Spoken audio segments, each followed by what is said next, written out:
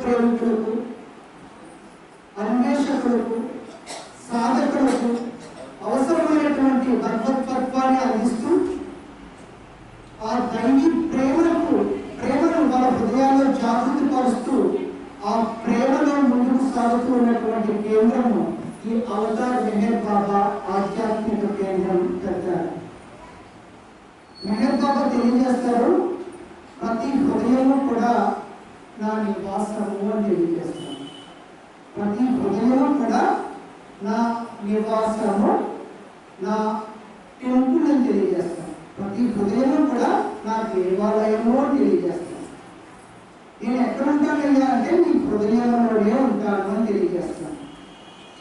సాధారణంగా ఈ పెద్దాడ కార్యక్రమానికి మనం చూసినట్లయితే ఈ కేంద్రం భౌతిక రూపం ధరించినటువంటి సంవత్సరం 1994.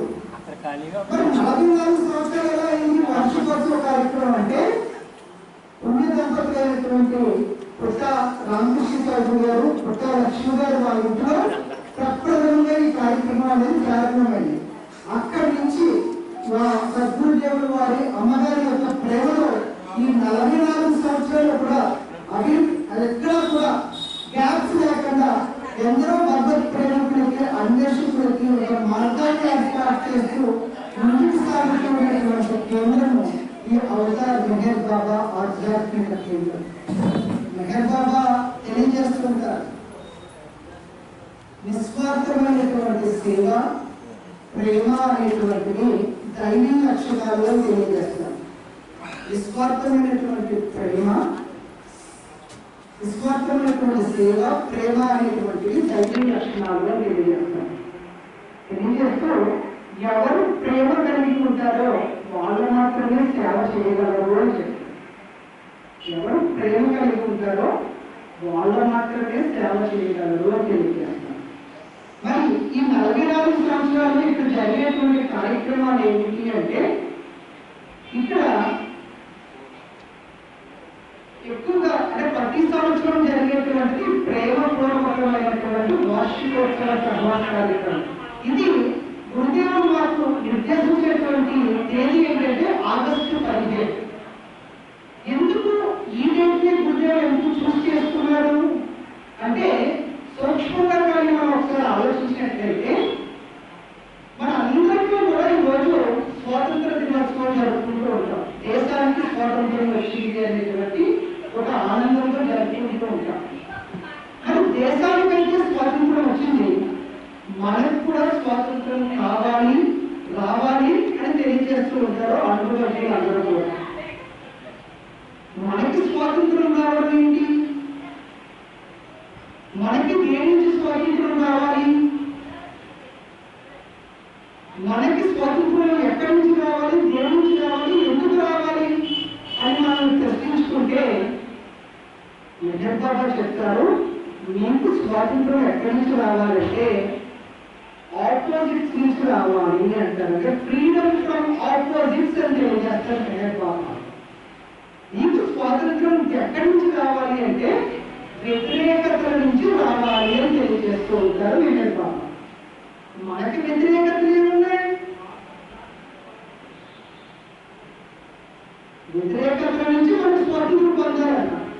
మనకి వ్యతిరేకతలు ఏమున్నాయి స్వాతంత్రం పొందడానికి అంటే మెహర్ బాబా తెలియజేస్తారు, ప్రతి మానవుడి యొక్క జీవితంలో 2 అనుభవాలు తారసపడుతూ ఉంటాయి. ఒక అనుభవం ఏంటంటే అనుకూలతని ఏర్పరిచేటువంటి అనుభవము అని తెలియజేస్తాను. ఒక అనుభవము అనుకూలతని ఏర్పాటు చేస్తాను. రెండవ అనుభవం ఉందంట, అది ప్రతికూలతని ఏర్పాటు చేస్తూ ఉంటుంది. ప్రతి మానవుల యొక్క జీవితం కూడా ఈ 2 అనుభవాల చుట్టూనే నడుస్తూ ఉంటుందంట. ఒకటి అనుకూలత, మరొకటి ప్రతికూలత. ఒకటి అనిష్టం, ఒకటి ఇష్టము, మరొకటి అనిష్టము. ఒకటి ప్రేమ, మరొకటి ద్వేషము.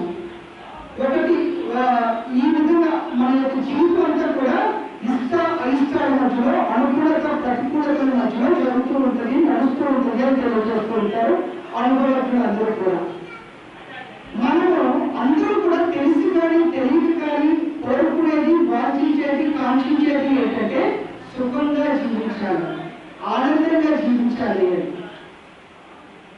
మరి నిరంతరము సుఖము, ఆనందము మనకు తారసపడుతున్నాయా అని మనం ప్రశ్నించుకుంటే, సుఖము తారసపడుతున్నటువంటి వెంటనే దుఃఖానుభవం కూడా మనకి తారసపడుతుంది.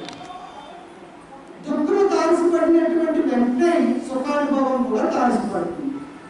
మన జీవితంలో నిరంతరము కూడా సుఖము, దుఃఖము, కష్టము, సుఖము ఈ రెండింటి మధ్యలోనే నడుస్తూ ఉంది అని తెలియజేస్తారు అనుభవం. సో మనకి స్వాతంత్రం ఎక్కడి నుంచి కావాలి అంటే ఈ వ్యతిరేక అనుభవాల సంపాదించి కావాలి అని తెలియజేస్తారు. ఇది ఎలా మనం సంపాదించుకోవాలి ఈ స్వాతంత్రాన్ని? మరి అనుకూలత మనకి దారి ఏర్పాటు చేస్తుంది అని తెలియజేస్తారు. ప్రతికూలత మార్గాన్ని మూసేస్తుంది అని తెలియజేస్తారు. మనకు అనుకూలంగా ఉంటే అక్కడ దారి అనేది కనిపిస్తుంది, ప్రతికూలంగా ఉంటే అక్కడ మార్గం అనేది అక్కడితో అక్కడ మూసివేయబడుతుంది. మరి ప్రతికూలతను కూడా అనుకూలంగా మార్చుకోగలిగేటువంటి సమర్థుడు అయినట్లయితే అప్పుడు నువ్వు స్వాతంత్రం సంపాదించుకున్న వాడు అవుతావు అని చెప్తారు మెహర్ బాబా. సో ఈ సహవాస కార్యక్రమంలో మనం అందరం కూడా ప్రతికూలతని కూడా అనుకూలతగా మార్చుకోగలిగేటువంటి సాధన నైపుణ్యం గురించి తెలుసుకోవడానికి ప్రయత్నం చేసేటువంటి సహవాస కార్యక్రమంగా నేను ముందుకు తీసుకువెళ్దాం అనేటువంటి ఉద్దేశంతో మీ అందరి ముందు కూడా ఈ యొక్క మెహర్ బాబా ఇచ్చినటువంటి ఈ సందేశాన్ని ముందుకు పెట్టడం జరిగింది. మనం సుఖంగా ఉండాలి అనుకుంటాం, కష్టం అనేది సుఖం వెనకనే కష్టం అవుతుంది. కష్టం వద్దు అనుకుంటున్నాం కానీ తప్పడం లేదు. ఒకటి కావాలి అంటే మరొకటి ఫ్రీగా వస్తుంది. 1+1 అనే ఆఫర్లో నడుస్తుంది జీవితం అంతా కూడా. మనకు ఆఫర్స్ అంటే చాలా ఇష్టం. ఒకటి కొంటే ఒకటి ఉచితం అంటే పరిగెడుతూ ఉంటాం. మన జీవితంలో కూడా అంతే. సుఖం కావాలి అనుకున్నప్పుడు వెంటనే దుఃఖం అనేటువంటిది ఫ్రీ ఆఫర్ ఎప్పుడు వచ్చేస్తూ ఉంటుంది. మెహర్ బాబా చెప్తున్నారు, ఆ ఫ్రీ ఆఫర్ని కూడా అది కూడా నీ అనుకూలతగా మార్చుకోగలిగేటువంటి సాధన ఉపాయం ఉంది. దాన్ని తెలుసుకోవడానికి నువ్వు ప్రయత్నం చేయి. దాన్ని తెలుసుకుని నీ జీవితంలో అనుష్ఠించడానికి ప్రయత్నం చేయి. అప్పుడు నీకు సుఖము ఉండదు, దుఃఖము ఉండదు. రెండింటినీ జయించినటువంటి స్థితిలో నువ్వు జీవించగలుగుతావు. అదే స్థిత ప్రజ్ఞుడి యొక్క స్థితి అని తెలియజేశారు. అది ఎలాగా సాధ్యపడుతుంది, ఎప్పుడు సాధ్యపడుతుంది అనేటువంటి విషయాన్ని మనం ముందుకు తీసుకువెళ్ళి అవగాహన పరచుకోవడానికి ప్రయత్నించాలి. మనము సేవ గురించి మాట్లాడుకున్నాం. ఎవరు ప్రేమ కలిగి ఉంటారో వాళ్ళు మాత్రమే సేవ చేయగలరు. వార్షికోత్సవ కార్యక్రమం అంటే సర్వసాధారణంగా ఏం చెప్తామంటే ఈ సెంటర్లో జరిగేటువంటి కార్యక్రమాలు ఏంటి, ఈ కార్యక్రమాల ద్వారా మనం ఏ విధమైనటువంటి పురోగతి సాధించగలుగుతున్నాం అనేటువంటి ఇన్సైట్స్ అనేటువంటివి ప్రొవైడ్ చేయడం జరుగుతుంది.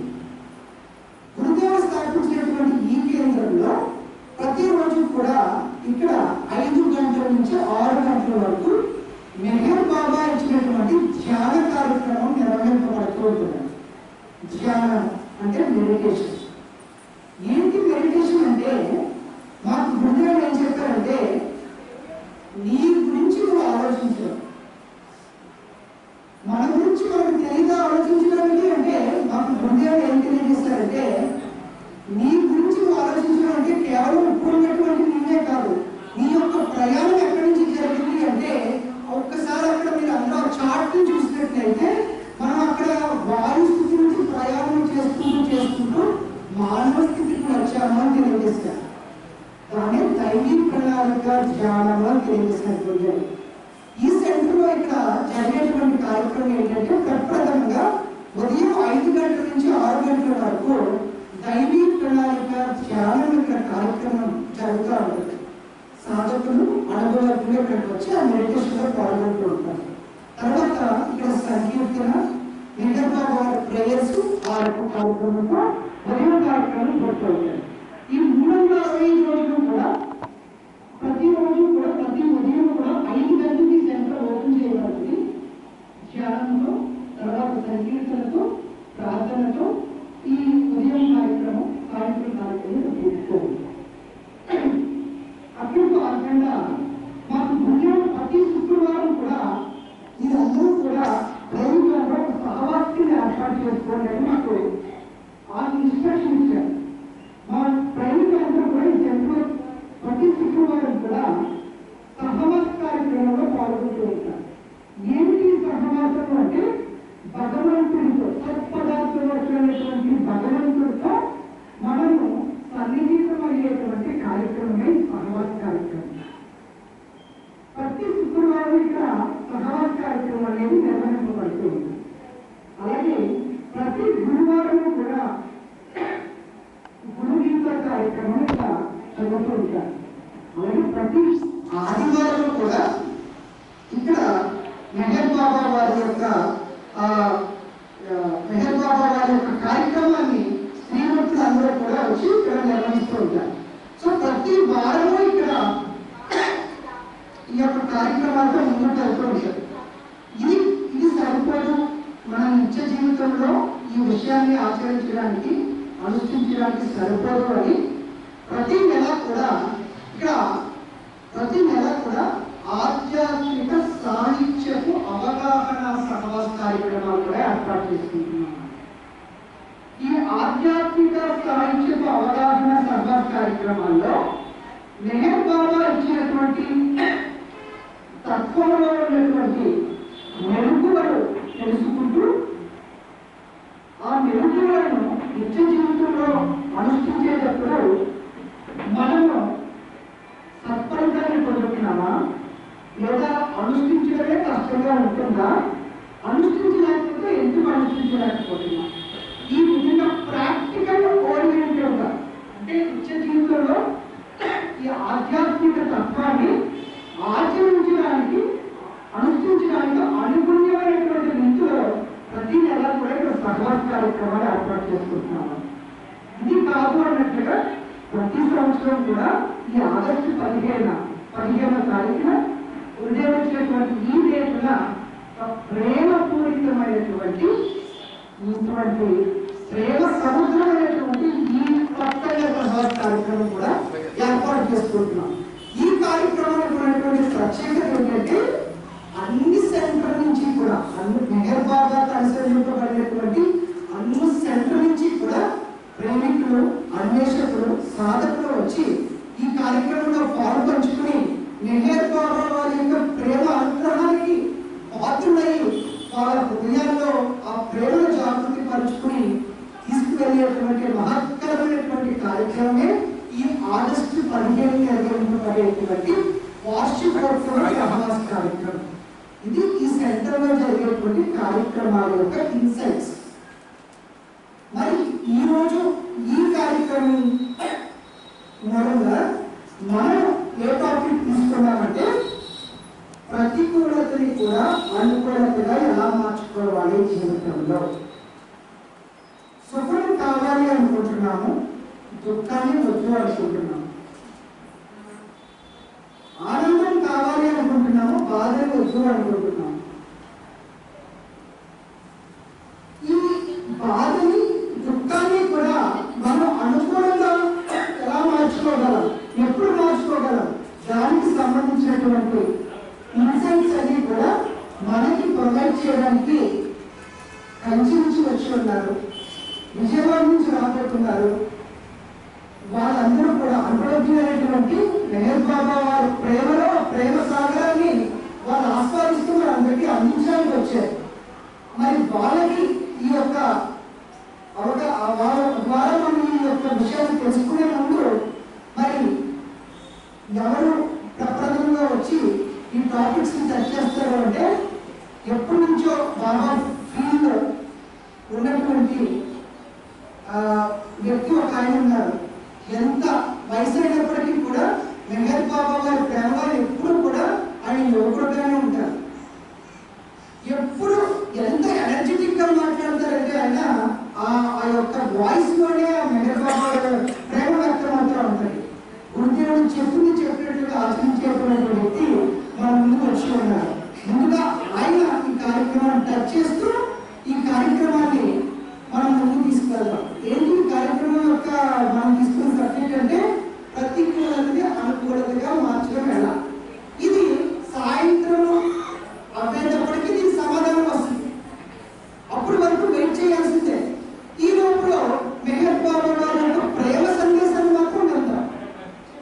సో ముఖ్యంగా ముందుగా మన పూర్వాది గారు వచ్చి ఈ కార్యక్రమాన్ని కొద్దిగా మాకు మెహర్ బాబా వారి యొక్క దివ్య ప్రేమ సందేశాన్ని ఒక 20 నిమిషాలు తెలియజేయవలసిందే కోరుతున్నాను.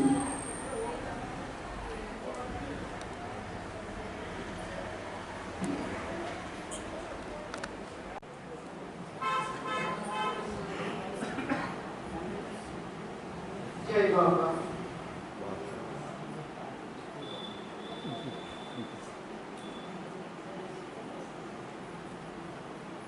ప్రసార కేంద్రాలుగా మారమంటున్నారు. మరి ఎలా మారాలో కూడా మనకి సూచనలు తెలియజేశారు.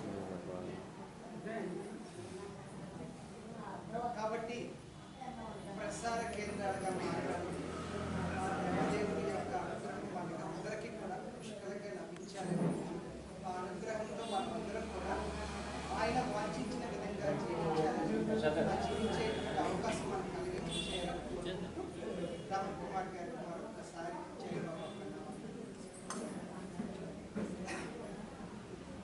మరి గురుదేవుడు చెప్పినటువంటి సమయం దగ్గరకు వచ్చాడు. ఇటువంటి కార్యక్రమాలు జరిగేటప్పుడు అందరూ కూడా అంటే ఈ కార్యకర్తలందరూ కూడా ముఖ్యంగా ఏంటంటే ఈ కార్యకర్తలందరూ కూడా ఎవరికి వారు దృష్టిగా ఉన్నటువంటి కార్యకర్తలు అందరూ కూడా ముందుకు వచ్చి మెహర్ బాబా వారి కార్యక్రమాన్ని వైభవపరచాలి. మెహర్ బాబా వారి యొక్క వైభవాన్ని అందరూ కూడా గుర్తించాలి అనే విధంగా దృష్టిగా ఉన్న కార్యకర్తలు అందరూ కూడా ఈ చేతికి 5 వేలు చూసినట్లయితే వేరుగా ఉంటాయి. ఒకటి పొడుగు, ఒకటి పొట్టి, ఒకటి ఇంకా పొడుగు. కానీ సమయం ఆసన్నమైనప్పుడు 5 వేలు కలిసి పనిచేస్తుంది. కలిసి పనిచేయడం వల్ల సమిష్టి అంటే వెష్టిగా ఉన్నప్పుడు మనస్సు పనిచేస్తుంది. సమిష్టిగా ఉన్నప్పుడు హృదయేశ్వరుడు అయినటువంటి భగవంతుడు మన ద్వారా వ్యక్తమవుతాడు. అలా వ్యక్తమైనప్పుడు జరిగేటువంటి కార్యక్రమమే వార్షికోత్సవం కార్యక్రమం. సో ఇటువంటి కార్యక్రమాలు అందరికీ చేసుకునేటువంటి మెహర్ బాబా వారికి ప్రణామం చేసుకుంటూ గురుదేవుడు అమ్మగారికి వారి యొక్క పాదపద్మాలకు నమస్కరిస్తూ అందరికీ కూడా జై బాబా ప్రణామాలు తెలుసుకుంటూ ఇక్కడితో ఉపన్యాస కార్యక్రమాలు పూర్తవడం జరిగింది. మరి పెద్దాడ కేంద్రము అంటేనే గురుదేవుడికి సంకీర్తన అంటే ఎంతో ఇష్టం. అది రుద్రరాజు గారు కానీ, మన అచ్యుత్ గారు కానీ, మన ప్రసాద్ గారు కానీ వీళ్ళందరూ సంకీర్తన చేస్తే గురుదేవులు ఎంతో సంతోషించేవారు. వాళ్ళు కూడా సంకీర్తన చేసి తర్వాత శక్తి స్వరూపమైనటువంటి అమ్మగారి యొక్క స్త్రీ సూక్తుల ద్వారా ఆరతి నివేదన కార్యక్రమంతో ఈ కార్యక్రమాన్ని పూర్తి చేసుకుంటాం. మరొకసారి అందరికీ కూడా అందరిలో ఉన్న మెహర్ బాబా వారికి హృదయపూర్వక జై బాబా ప్రణామాలు తెలుపుకుంటూ సెలవు తీసుకుంటాం.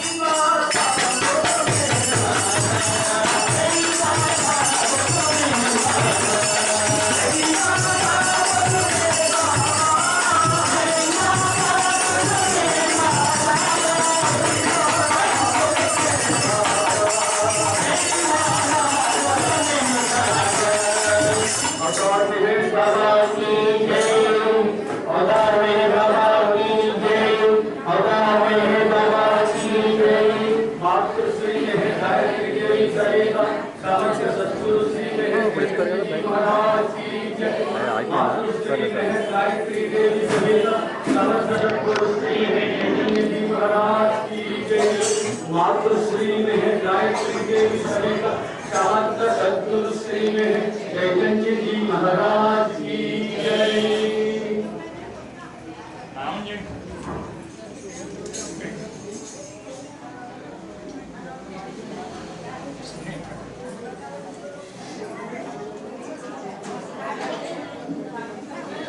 జై బాబా ప్రసాద వితరణ కార్యక్రమం విజయవాడలో అన్ని గారి ద్వారా రామచంద్రరావు గారి ద్వారా జరుగుతుంది.